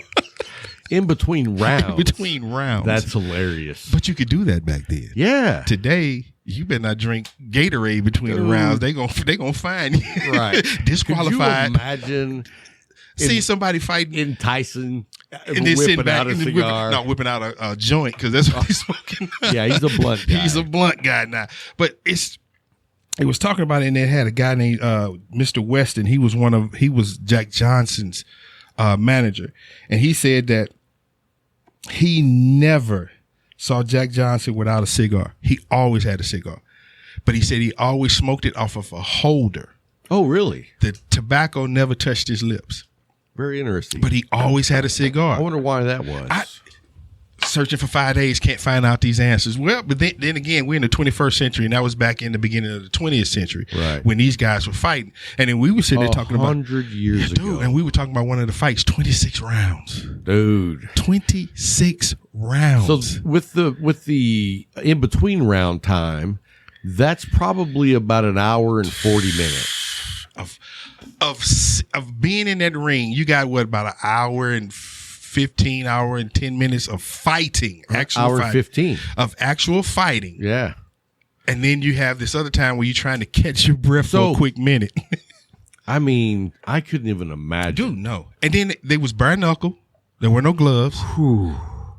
They were talking about one fight where the police had to call Jack Johnson. The police had to call the fight in the 15th round to save the other guy's life. Dude, he's just pounding that face. He's 6'2", and he was born in Galveston, Texas, man. Wow. How much did he weigh? 220. 6'2" and 220. When he went after his first time trying to get the world heavyweight championship, it was a white fighter, and they wouldn't allow him to fight him. So Jack Johnson. What was his name? I can't remember. You're gonna make me look back up. Was he a smoker? It didn't say. It never said about him because I didn't even know who this dude was until I started researching him, and I was like, "Ooh, that was the one he fought." But he followed this dude around the world, telling him, "You gonna fight me? You gonna fight me?" They wound up fighting. He knocked him down in the first 2 rounds, but the fight went 26 rounds. Wow! And they said that Jack Johnson was actually holding the guy up and hitting him. Just torturing him. I am the champion.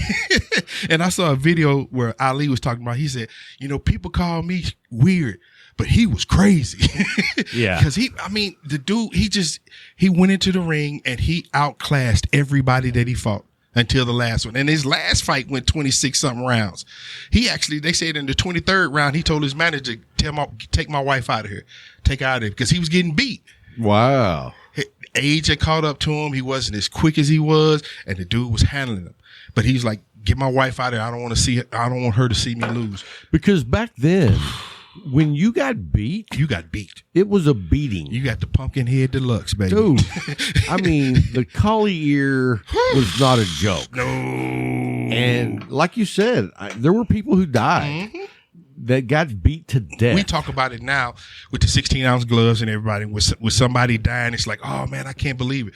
These guys were fighting with no gloves, dude. They bare knuckles. Yeah, 26 rounds, and you fought till somebody couldn't get up. You fought till there was a winner. Till there was a winner, and it was identified. It wasn't we going to the judges. Everybody knew you lost. And, that's the old saying with boxers, stay down. Stay down. Yeah. Because back then, you should have stayed down.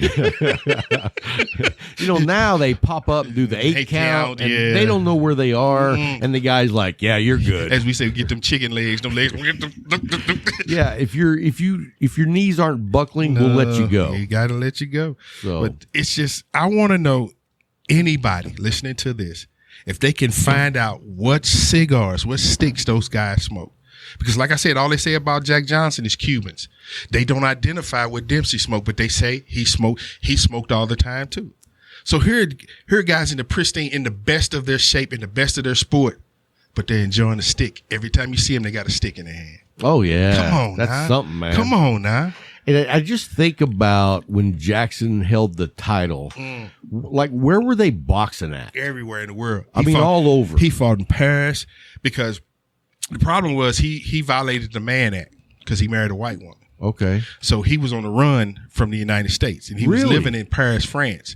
And they wanted him to fight this guy Can't remember his name either, but it was another great white hope. And he said, if the money is right, I'll fight him. He said, but it can't be close. It needs to be close, but not too close to the United States. So the first thing they came up was Mexico. Well, we can fight in Mexico. He's like, no. He said, the Texas Rangers will come down there and kidnap me. So they fought in Havana. No way. They fought in Havana. Wow. And guess what the prize was for the fight? A box of cigars. $100,000. Wow. You couldn't get a semi-pro amateur dude, just an amateur getting ready to fight his first for $100,000 today. But $100,000 back was then. A lot I mean, of think of money. this: cigars were a nickel.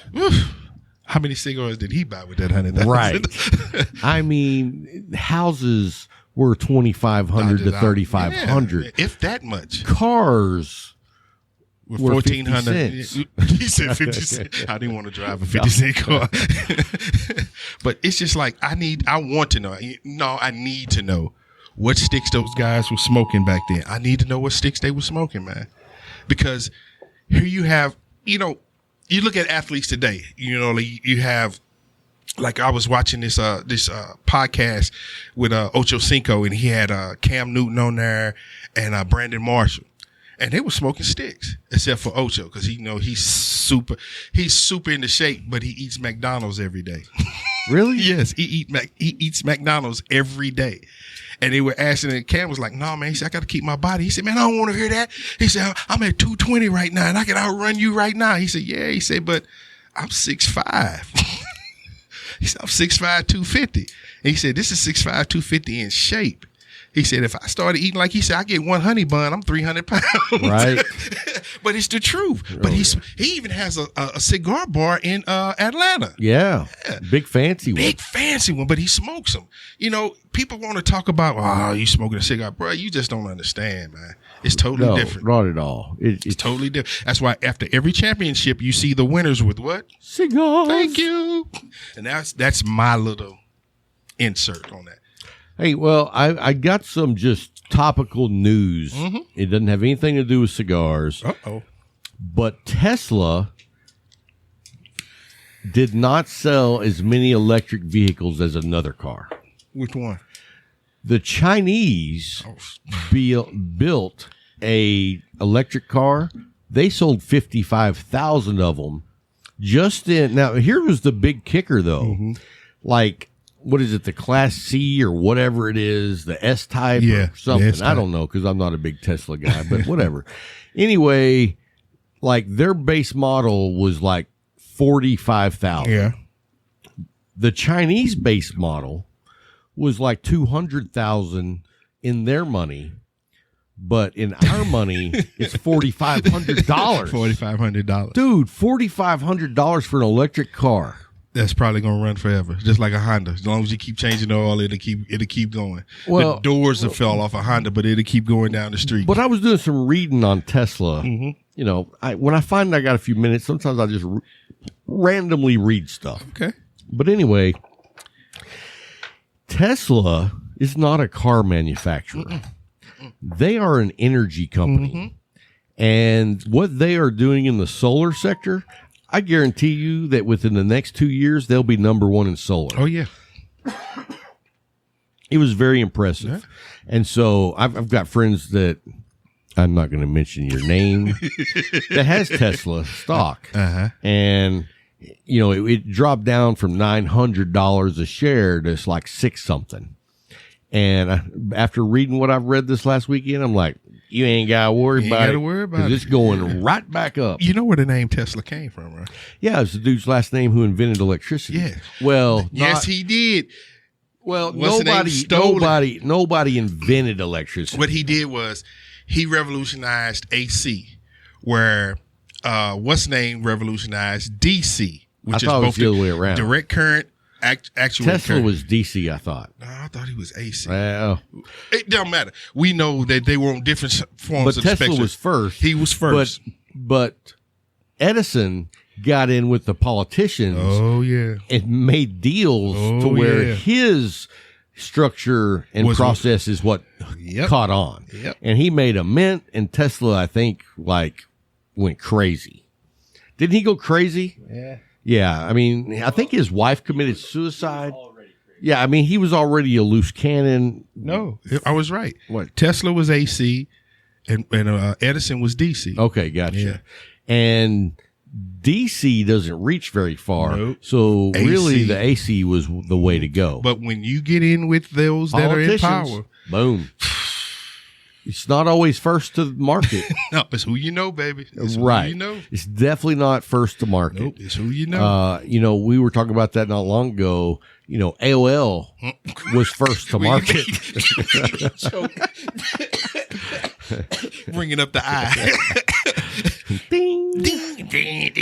So, but anyway, I just think that's interesting. Yeah. But anyway, guys, that's going to wrap up this week's show. You know what? What's that? We completely left out Case Elegance. Can't do that. Can't do that. Can't do that. Can't do that. Their link is down in the show notes. They make a beautiful Octador humidor that is piano black walnut finish. I'm looking at it now. Dude, it's a beautiful It is.